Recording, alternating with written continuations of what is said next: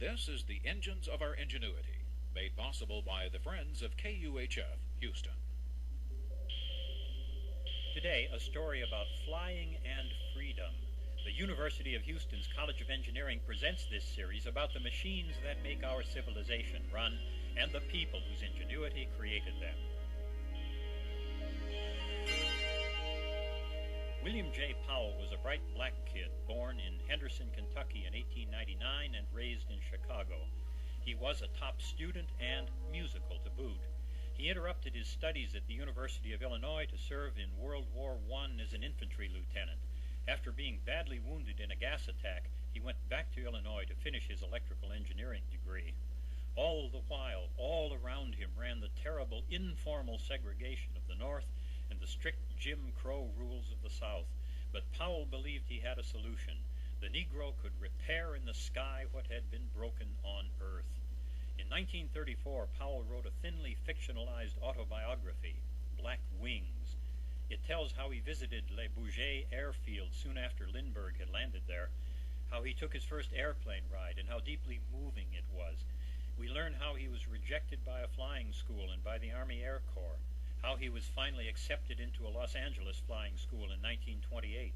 By 1932, he was licensed not just as a pilot, but as a navigator and as an aeronautical engineer as well.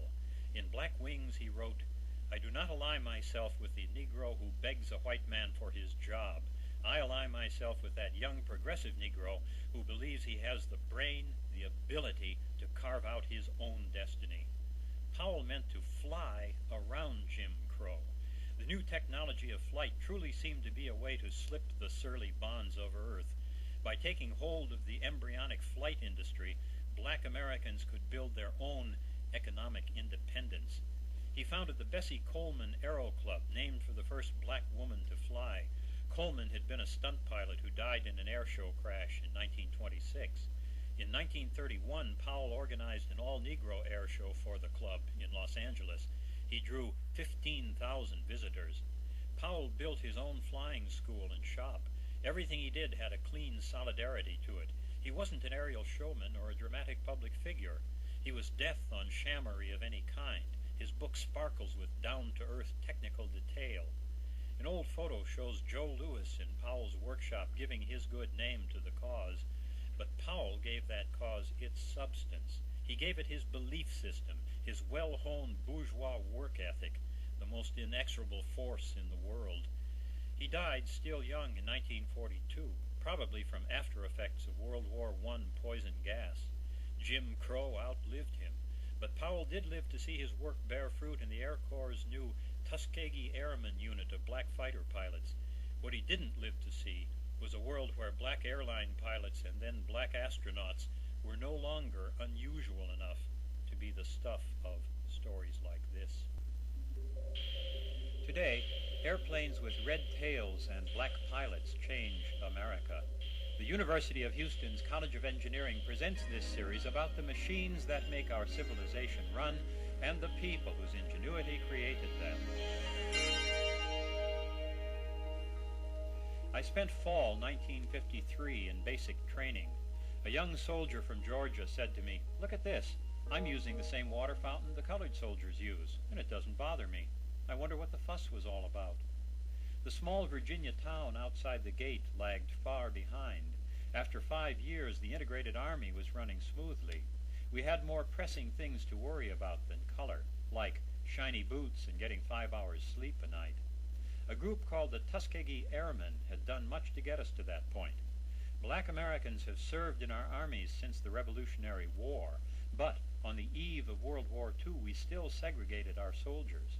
We closed doors to blacks. In particular, you had to be white if you wanted to fly. Our myths reserve flight for heroes, for Sinbad and Daedalus. Icarus died because he lacked a hero's sense of purpose. He stopped to play and flew too near the sun.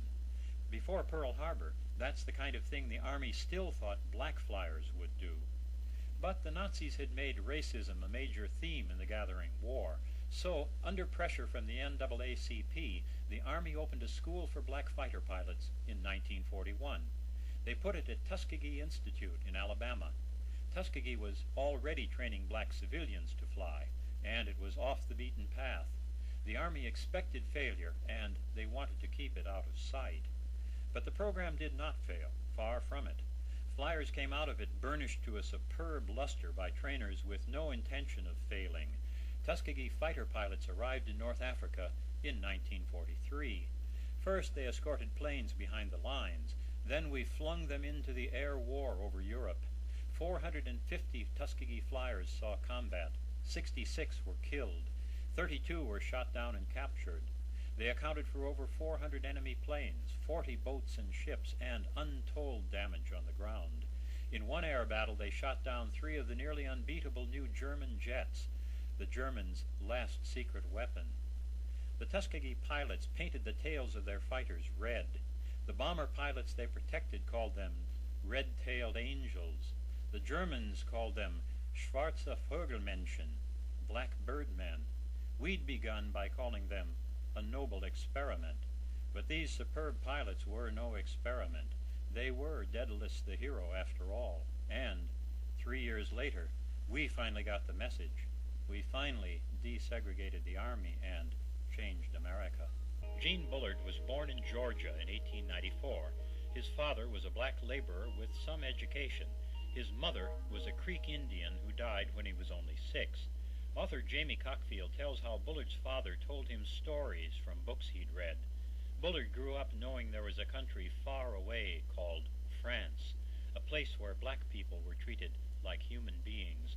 That lay upon his mind, and while he was still a boy, he ran away from home. He worked his way across America toward France. He stowed away on a transatlantic freighter, was caught and put ashore in Scotland.